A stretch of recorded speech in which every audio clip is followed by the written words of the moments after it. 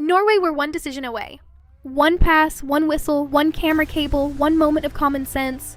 That is how close they were to one of the biggest nights in their football history. Instead, Norway's World Cup dream ended in a painful 2-1 extra time loss to England in the quarterfinals. England moved on, Norway went home, and the entire match became surrounded by controversy. But this was not just a normal, we were unlucky football story. This was a game where Norway could genuinely say, we had the chances, we had the lead, we had the momentum, and then everything went against us. A teammate refused to pass to Erling Haaland when he was open. A Norway goal was disallowed after VAR judged Haaland had fouled Elliot Anderson before a corner. And England's equalizer came after a moment where Norway claimed the ball hit an overhead camera wire, something that, if true, should have stopped play. FIFA later said its connected ball data showed no evidence of contact with the wire, but Norway were not convinced. So the question is not just, did England win? The question is, did Norway throw away a game they could have won? And sadly, it really feels like they did.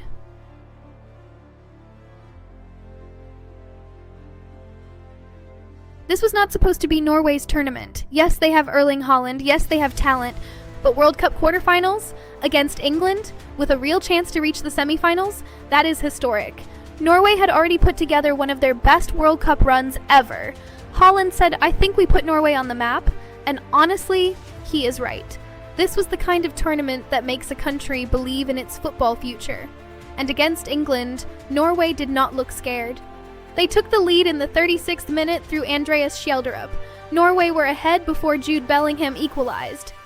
That alone changes everything. Because when Norway went 1-0 up, this was not some fantasy anymore. England were vulnerable.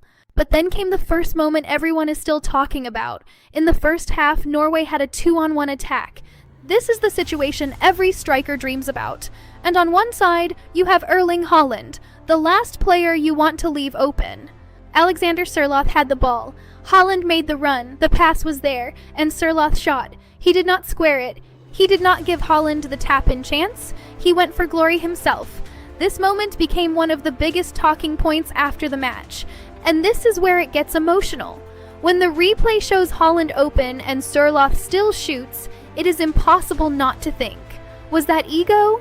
If Norway had scored there, this match might be completely different. England would have been chasing 2 goals. Norway could have sat deeper. That one decision may not have officially lost the game, but it might have stopped Norway from winning it. Then came the moment that made Norway feel like the football gods were laughing at them. England's equalizer came right before halftime. Jude Bellingham scored to make it 1-1, but Norway immediately complained that the ball had hit the overhead camera cable.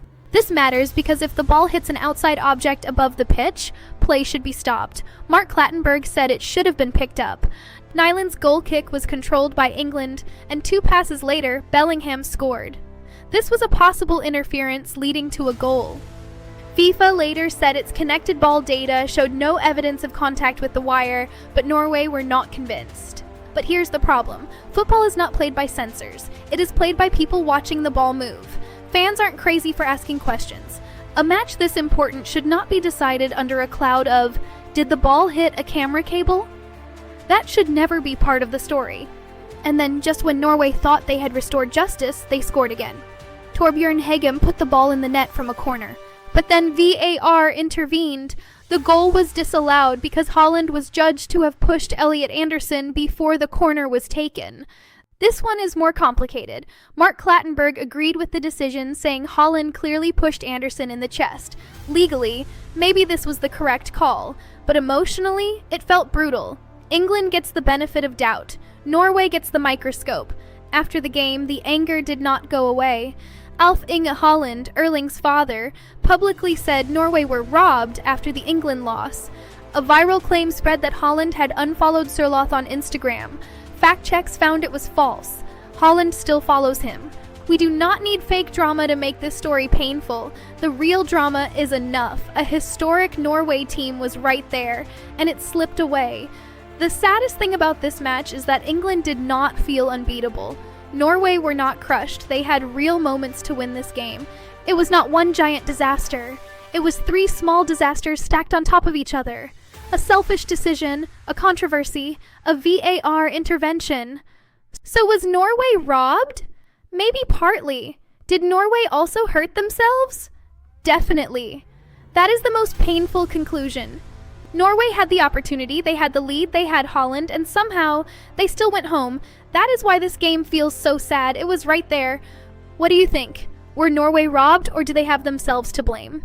Tell me in the comments and subscribe for more deep dives.